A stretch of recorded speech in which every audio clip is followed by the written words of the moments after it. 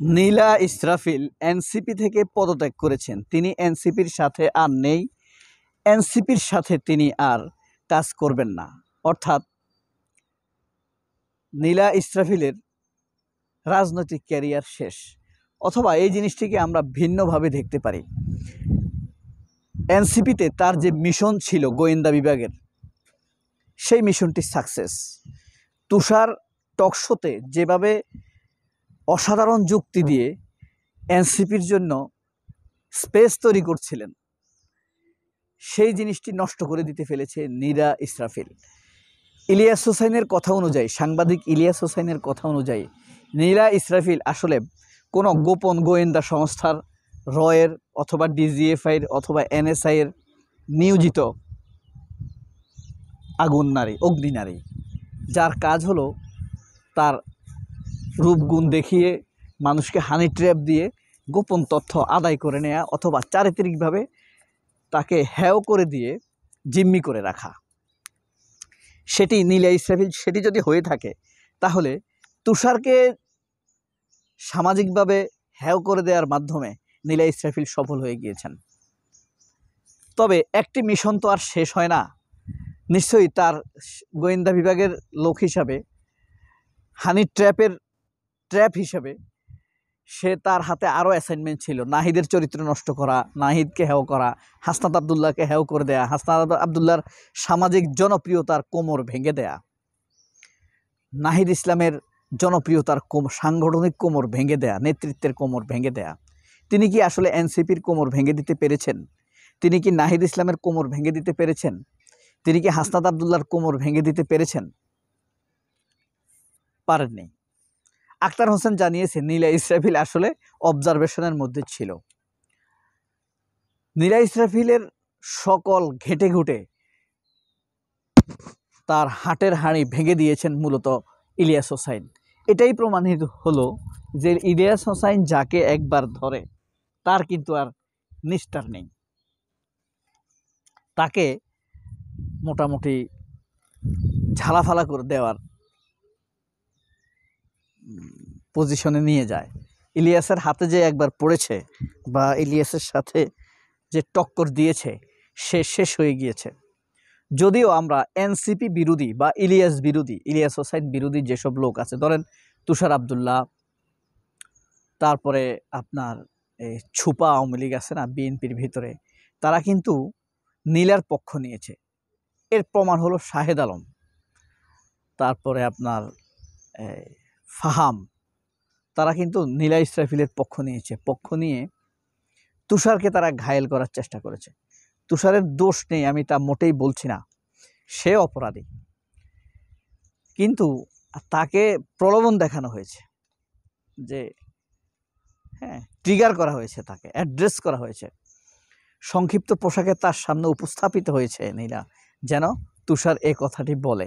সেই মোক্ষম সময়ের জন্যই তারা অপেক্ষা করে। কারণ নীলা যদি আসলেই সঠিক হতো তাহলে তিনি এটা ছড়িয়ে দেবার আগে তিনি কিন্তু এটা এনসিপিকে জানাতেন।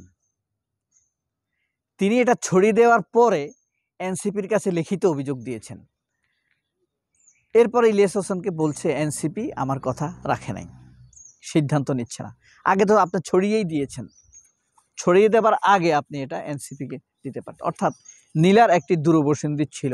একই ঘটনা সাংবাদিক ইলিয়াস হোসাইনের সাথে ঘটিয়েছে এই নীলা ইসরাফিল। সেখানে গিয়েও তিনি বলেছেন যে ভাইয়া আমার এই কথাটি এখন প্রচার করবেন না, কারণ এনসিপি এখন নিজেরা একটা সিদ্ধান্ত নেওয়ার জন্য আছে, আমি দেখি আমার পার্টি কি সিদ্ধান্ত নেয়। তখন ইলিয়াস হোসেন বলেছিলেন আপনার পার্টির সিদ্ধান্তের জন্য যদি আপনি অপেক্ষাই করে থাকেন তাহলে আপনি কেন এটা ভাইরাল করে দিলেন? এতদিন ভাইরাল করার আগে আপনি অপেক্ষা করতেন, এটা বলা হয়েছে। এরপরে ইলিয়াস হোসেনের সাথে যে স্টাইলে সে কথা বলেছে, সেও ট্র্যাপিং স্টাইলে কথা বলেছে। তার হয়তো ধারণা ছিল না বা তার আকলে ছিল না যে ইলিয়াস হোসেন একটা অনুসন্ধানী সাংবাদিক, কোন ট্র্যাপ কিভাবে করতে হয়। ইলিয়াস হোসেনটা নিজেরাই তো মানুষকে ট্র্যাপে ফেলে, তুমি ইলিয়াস হোসেনকে ট্র্যাপে ফেলবা? সেই মুরুদ কি তোমার এখনো হয়েছে? এটা কি তোমার দ্বারা সম্ভব? হ্যাঁ, যে কারণে সেও ইলিয়াস হোসেনের একই ঘটনা ঘটেছে, তার সাথে কথা বলতে গিয়ে তার কথাগুলো সে ভাইরাল করে দিয়েছে 2 ধাপে। অথচ তার সাথে আরও অনেক মারাত্মক কথা হয়েছে, ইলিয়াস হোসেন তো সেগুলো ভাইরাল করে নাই। যে সাংবাদিকরা ইথিক্স তিনি মানার চেষ্টা করেছেন, তিনি মেনেছেন, সাংবাদিকতার ইথিক্সটা তিনি রেখেছেন। তবে নীলা ইসরাফিল যে এনসিপি থেকে পদত্যাগ করেছে, মনে হয় যেন এখন দেখবেন মিডিয়া এমনভাবে নিউজ করবে এটাকে, যেন মিডিয়া কোনো মানে এরকম ঘটনা দেশে আর ঘটেনি।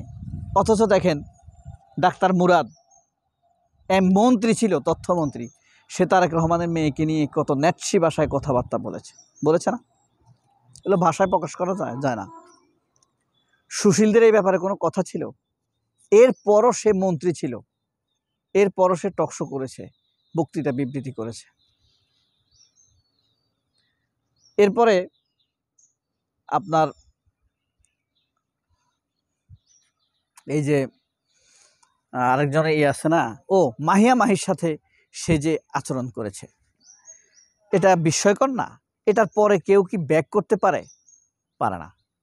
কিন্তু দেখেন সে কিন্তু ব্যাক করেছে। এই দেশের সুশীলরা তখন মেনে নিয়েছে, কিন্তু একজন তুষারকে তারা মেনে নিতে পারছে না একই ঘটনার জন্য। এরপরে বাংলাদেশের যে মানে চলচ্চিত্রের নায়িকা মৌসুমীর সাথে সে যে লাইভ অ্যাটিটিউড করেছে জয়ের উপস্থাপনায়, সেটার জন্য জয়কেও গণপিটা দেওয়া উচিত। যেহেতু এগুলোর বিচার হবে না, তাদেরকে ধরে গণপিটাই দিতে হবে। হ্যাঁ, যে অ্যাটিটিউড অ্যাপিয়ারেন্স দেখিয়েছে, সেটা কোনো ভদ্র মানুষের অ্যাপিয়ারেন্স না, এটা নারী অবমাননা না? এটার জন্য কি তারা কোনো রকম অ্যাটিটিউড শো রেখেছে? সেখানে কি নারী অবমাননা হয়নি? তখন কেন এসব সুশীলরা সেটা নিয়ে কথা বলেনি?